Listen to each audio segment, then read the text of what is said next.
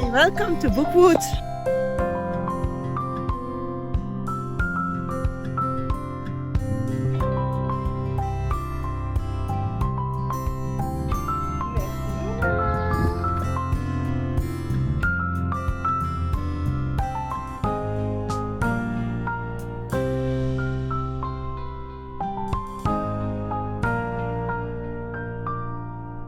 Hi, I'm glad you chose to spend some time with me. If we haven't met before, my name is Mashou and I create bookish and journal related content over here on YouTube. Welcome in my weekly carousel vlog. In this video, I share with you my thoughts on the books that I read this week and some images of the activities I have done, alone or together with my family. We have 4 books to discuss in this video, so let's quickly start with the first one. That is Shark Heart. I listened to this book that was on my wanting to read list for a very long time, since it fitted a prompt of my own readathon for Willow or a book set near water. In this book, we are going to follow a couple that is just married and of which the husband learns that he will mutate into a great white shark. This is why this book feels a little bit like a dystopian to me, but also like a sci-fi. And I'm disappointed that at nowhere in this book we will learn why people tend to mutate into animals, or how come that this even sometimes happens during pregnancy. And we will be following around how he finds this out, how this makes him feel, and how eventually his wife reacts to this news. And I expected that this story would take up the whole book, that this would be quite developed, that we would really have an insight in like where this is coming from and how this affects society, that the dystopian or maybe the sci-fi aspect of this story would be set more up front, but that was not the case. And also, like, it's also put forward as a romance, so I wanted to have more romance in it for that part, but then also it didn't feel like a romance to me. And I think that the only genre I want to classify it under is literary fiction, because of the beauty of the prose and of the way this story is set up. I expected that this book would be like one big story, but no, it was broken up into 3 parts. In the second part, we are going way back into the past and we are following the story of the woman. And oh, she's called Wren. I remember now, she's called Wren. Wren's mother, how she met Wren's father as a quite young teen, how she got pregnant at 15, everything that happened from that, all the way until she also learns that she has, or that at the start she learns that she has this illness bringing this mutation. She's turning into a Komodo Varan, and how Wren lives and grows up with that. And then we have another part that will bring us into the ocean, where we will be following the husband, and I forgot his name, being a shark, but it seems that in his mutation he really also kept his human mind, and how he feels about living in the ocean, and how he meets someone else who is helping him out, trying to fit in this new lifestyle. And then we will have another small part that is Wren after the events of the first part, and how she goes on with her life. I didn't expect to have all these parts, and at first it felt a little bit incomplete, but then when I finished the whole book, I could see like the complete story it tells, and how it focuses on aspects more than wanting to knit it all to a very long story, maybe with complicated ways of pasting in every one of these parts, and then the author just chose to cut it up. And yeah, in the end, I enjoyed listening to this book, but it's not doing what I expected from it, and it's not giving me what I wanted from the premise. But that's fine. I still had a good time listening to it, but it's not going to be my favorite one. And it has become the custom thing to do. I will introduce you also a little bit to the B-roll that is coming next. This B-roll, believe it or not, I managed to forget to include in my previous vlog. So it's not from this week, it's from the week before. And I went with the kids to Leuven, which is not that far away from where we live. It's in the Dutch-speaking part of Belgium. It's a city I lived in for a while. And I went before noon, I went to visit the city with my kids, showing them the different type of architecture that we can observe, very different from Namur, for example, with the big university buildings. And we also visited the botanical garden. And this allowed me to show them where I went to high school, where I lived for a while. I took the occasion also to meet up with Cleo from Bemused Bookworm and my co-host in my own readathon, and to have a little chat. And also, well, I took over some books from her, beautiful books. Thank you, Cleo, for giving me the opportunity and to have the patience that I could get to you to take over these books from you.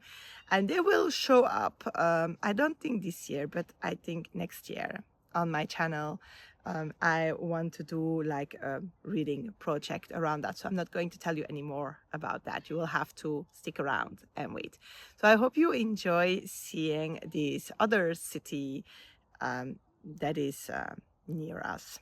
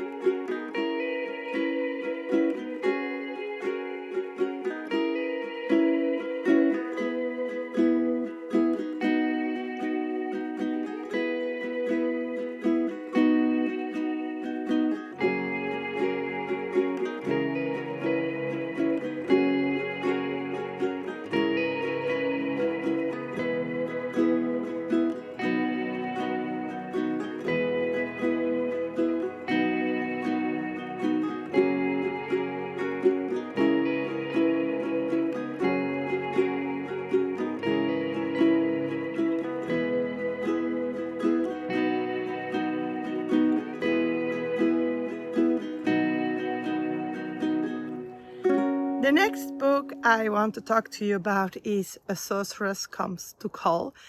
I finished this book at the start of the week. So this, in case you wonder, is the French edition. It's from the library. And I was very excited to get into this one. This is the second book only of Kingfisher that has been translated to French. And I made Tilia read it. She also enjoyed it. And I'm going to try to make Jorim read it as well before we give it back. This is a book that I have seen labeled as horror, and I'm not sure if I would call it horror.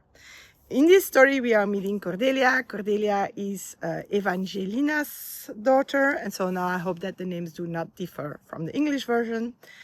And well, Cordelia has understood that her youth or her upbringing is quite different from that of other girls. By this point, she is 14, she's not going to school anymore, and her mother seems to have like this magical power that she calls obedience, and then she uses it on Cordelia, who cannot do what she wants. She's like conscious, she knows her body is moving or not moving, she is talking, but none of the movements or the words are her own. Those are all her mother's. And they are not really rich, and it seems that her mother has a protector, and comes the day that this protector seems to get out of the picture. And that's when Cordelia's mother decides that she's going to marry a man called, and I think it was Samuel, who is quite rich, who is living not that close to them. And she goes there, and she ends up taking Cordelia with her.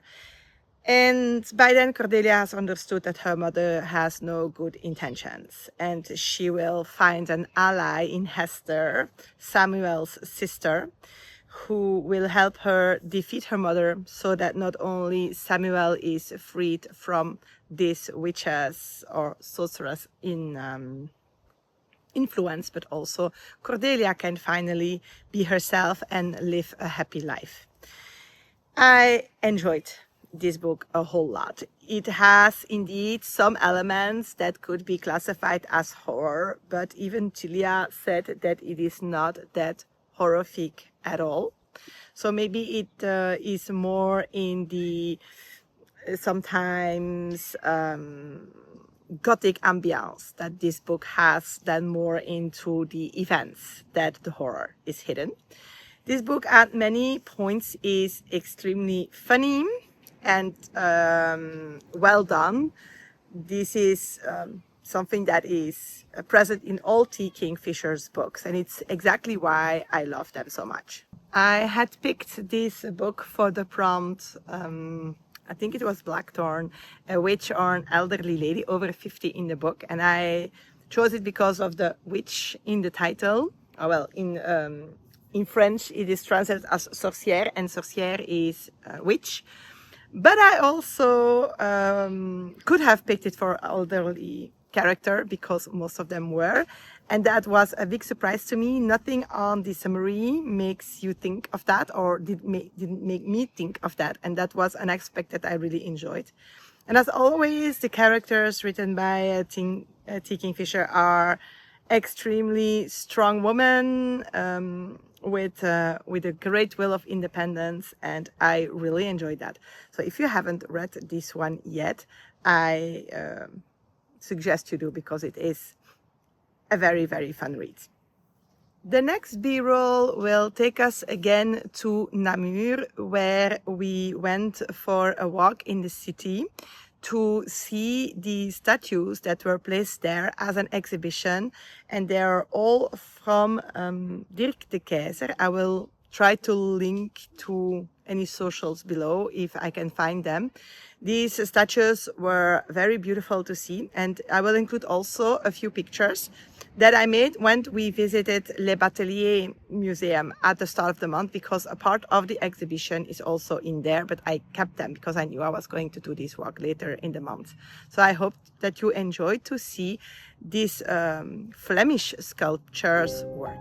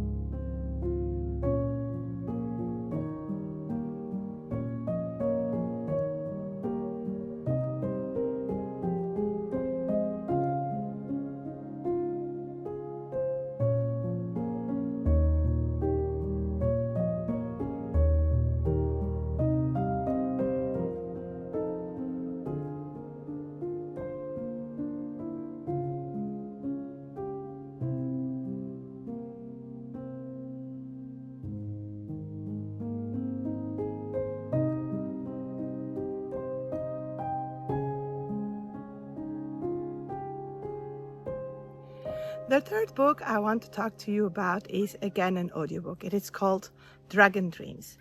It is in my Audible library for a little while now. It's the first of a series of 4.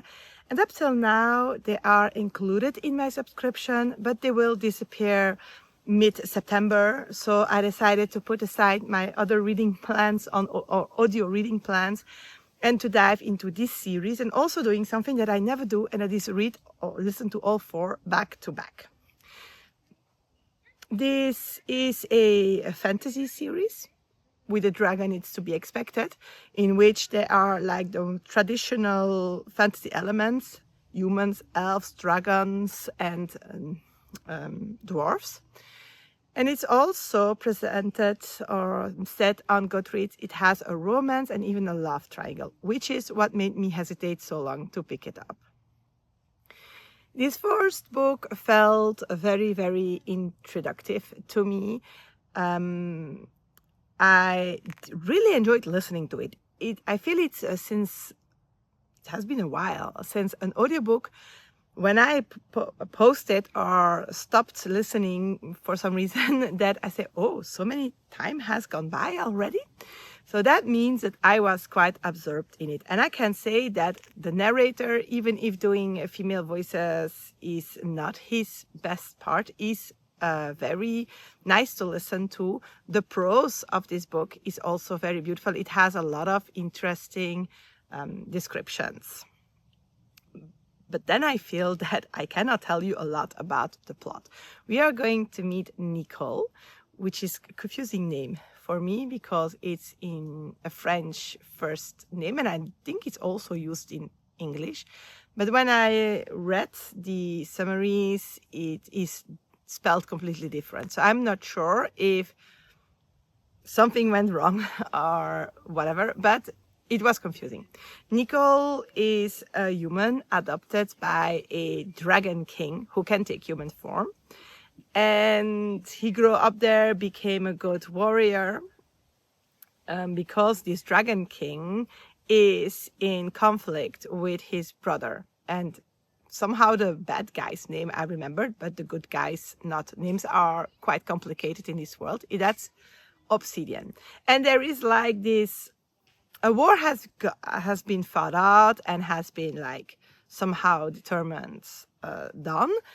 But in this world, there is also a threat and like little fights, little things that don't go well at several points. And Nicole is having dreams of an elfin girl that he absolutely needs to rescue.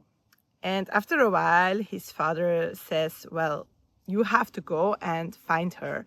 And he gives his son a map to the elfin island, they live on an island, that he's not supposed to have. So we are questioning, why does he have that?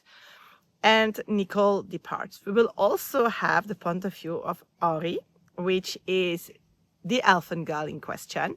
She has been brought up by humans, left there in their care when her mother died, with a message that one day some of her kind will come and get her. And of course, we come into her life at the moment this is happening. And so Ari follows Liran, who is there as an elf watcher to bring her home. Both groups will meet on a boat to go to the Elven Island, which set off a whole bunch of events. Well, I feel that the events in this book are very quickly resumed. I'm not going to go into like the whole detail, but it is an introduction. And it is a book, I give it in my system 2 stars, which means it exists. Had not a bad time, also didn't have a gigantic good time plot-wise. Didn't felt really connected to the characters. But I feel really drawn to listen to the second book. So that's what I'm going to do. And hopefully the story will unfold way more, because it seems that Ari, Liren and Nicole are going to play a very big role in defeating Obsidian. But how that exactly is going to happen, we'll have to find out. So I hope you will hang around, because probably in my next carousel, I will be able to talk to you about book 2, because I've already started it. After visiting Leuven, Namur, we are also going back to Oui, where every year there is a world music festival called Polysons.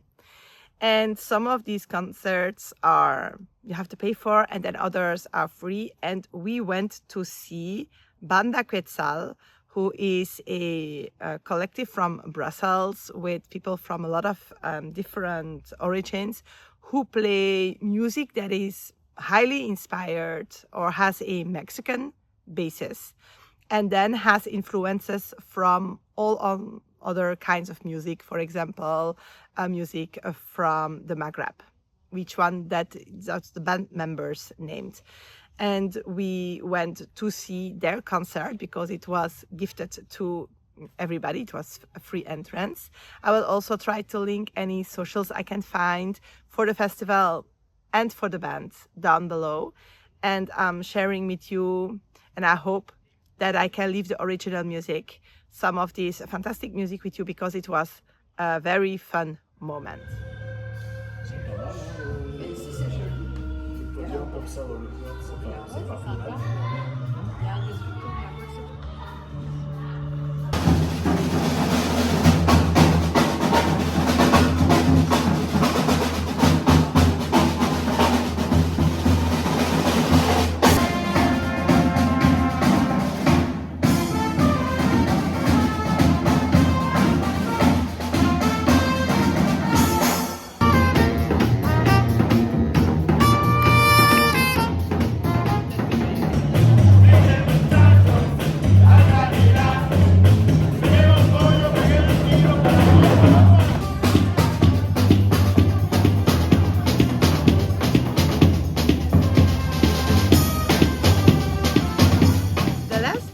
I finished this week is Girl, Goddess, Queen. Again, this is the French edition, and I said it during sprints, but I do love the lettering. Look how it reflects the light. It's captivating. Okay, but we're not there for that.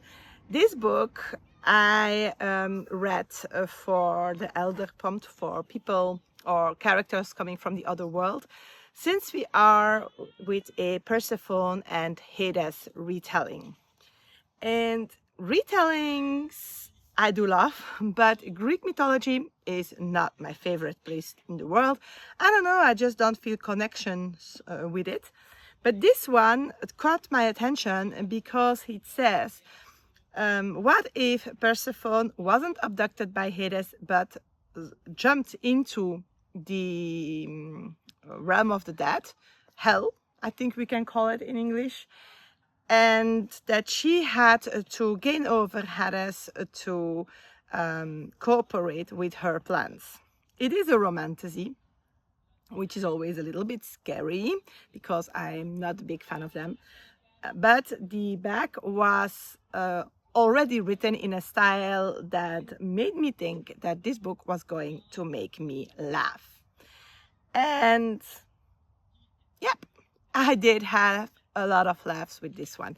I had some trouble getting into it. I feel it took a while before I really got gripped by the story, even if Persephone is a very interesting character in this book. So is Hades, by the way.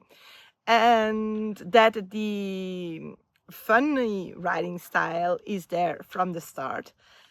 But once I really got in it, and it was like around 1/3 of the story, I think, yeah, page 180, something like that, I really wanted to finish it. And when I thought on Saturday night that I wouldn't finish it because I had more than half of the book left, I'm done.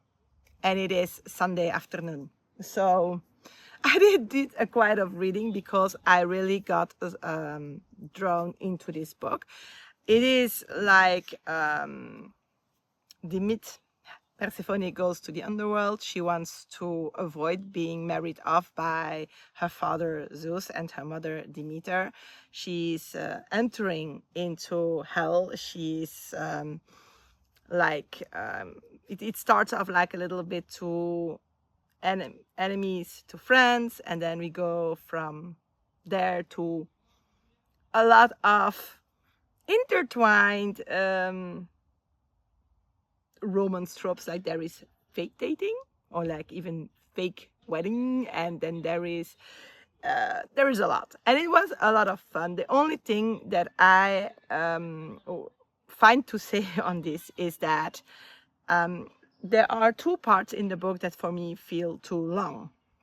That I got the way both characters are feeling, the situation they are in, and that we just redo the cycle once more to make sure that we all got the reality of the situation. And for me, that could have been left out, but I did have a very good time with this one.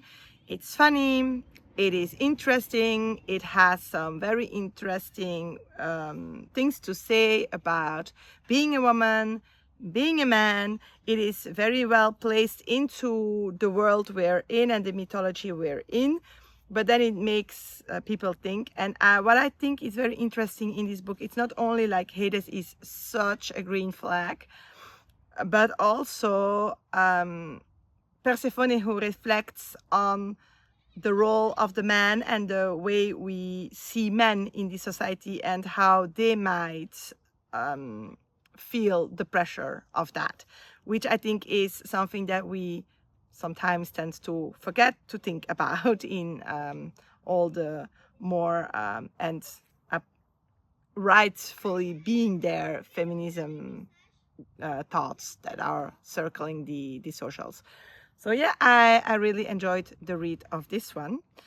And then we are having another little piece of B-roll in which we are back to our village for the garden party of, the mill, the garden of the mill, where I like to sit and go to that place. And I hope you enjoy the images of that.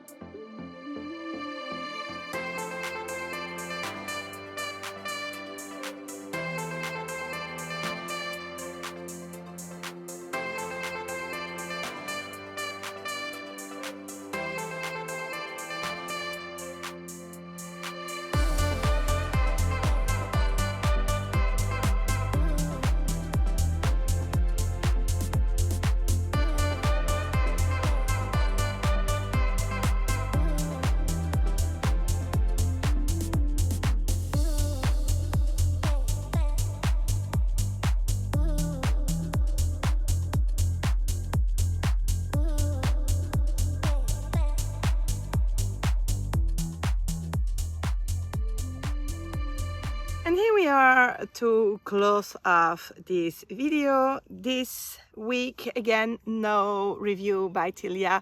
She is reading a whole lot, but she's reading all the books I have been reading, so she doesn't feel she has a lot to add. Jorim is reading and close to finishing his second book, which is Le Serment de Sept Miroirs, Le Secret de Terre Creuse, which I read also this month. But we do have made some progress on the kids challenge, and that's something I want to share with you. So last week we read only one book, and I couldn't even remember which one that was. This week we read 6, and I had the kids pick out the ones they loved most. Mayren's favorite read of this week was Epic Race, which is this one. It's like a very strange format, but then we are at the horse races. It makes me feel of Great Britain's horse races, and I cannot find the name back of this epic event. And I suspect she prefers this book because it has horses in it, because she loves everything horses. But following along this race was also a very funny thing to do, and I'm looking for a specific page. So we will have the horses who go off, but then some of them never get to start. And then others are doing very, very strange things during the race, like having tea on horseback or flying. Where is it on this one? No, it's not on this one. There is one is flying by the tail, like using a rocket to go front. And then the race suddenly gets interrupted because of a little mouse. Someone, of course, will go forward with the race. And then at the end, the winners do not get the prize they really would like to have. And it was nice to really watch the images in detail and see all the strange things that happens, because they are not mentioned in the text that accompanies the book, which made it quite a special experience as a book. Naoki chose this one, and I'm not sure why it ended up surprising me, because it makes a lot of sense. It is the incredible world tour of Bébert the cat. I think this one got translated. I will send you back to my Kiss Challenge overview, in which I have put like the translations of the books. And in this one we have this cat Bébert who gets a ticket to tour the world, and the only thing he has to do is bring back a souvenir from each place he visits. And this book takes us from country to country or city to city, learns us to say mostly hello in all these different languages.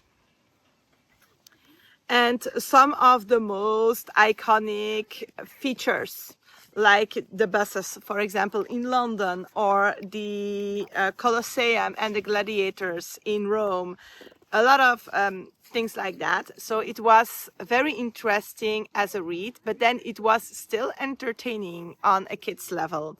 And so I also enjoyed reading this book. But my favorite of the week was this one. And I know it has a translation. Again, I will send you to the other video. I liked a lot of this. It has very beautiful art. It is set in a forest, which is also always something that is catching my eye. The art is just like very beautiful. It has to do with books. And in this story we have Benoit. He's called in French. This is I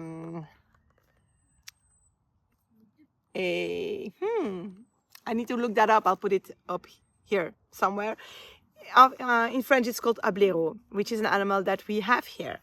And he likes to read cookbooks. And every year they pick out a recipe to create. But they get a little bit bugged by some flies and other bugs. So the animals decide to catch them all and in little jars. And then we have like a page going over a few bugs, which was very nice to go through and look for the ones we know, we recognize, discover the names of others, because they're all quite realistic and all existent. And then unfortunately our friends will find out that, well, the forest isn't a good place without all these bugs who will explain their role to the animals. And of course they will be set free to save the forest.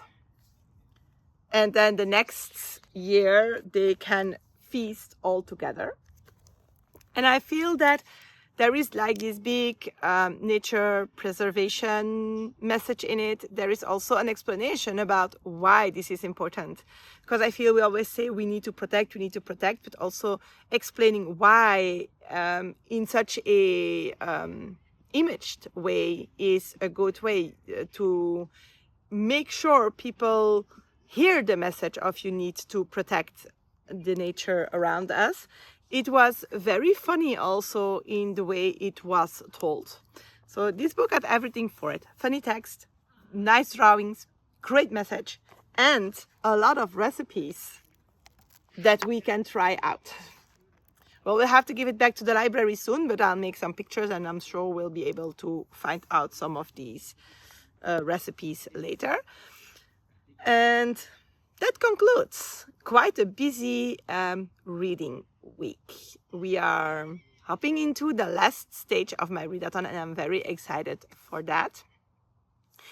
And I have some great books that I still need to read. So I'm looking forward to next week, and also looking forward to next week because school will be starting again tomorrow, which means that it will be way more easy to film and edit videos for you, but also to get my house back into a nice level of clean and tidy. That will be nice after the summer. If you want to follow along whatever we are going to do next, you can follow this channel, which will make it easy to find it back.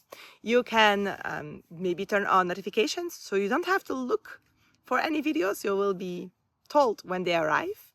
And if you enjoyed this video, if you would like other people to discover it, then you are also have also the possibility to like it, which I would be very grateful for you doing, so that YouTube will show it to more people. And of course, I also want to hear from you. What did you read this week? Did you had a great reading week? Did you read any of these books and want to share something about them? Please let me know down in the comments. And until we meet again, I wish you a very happy upcoming week. See you soon!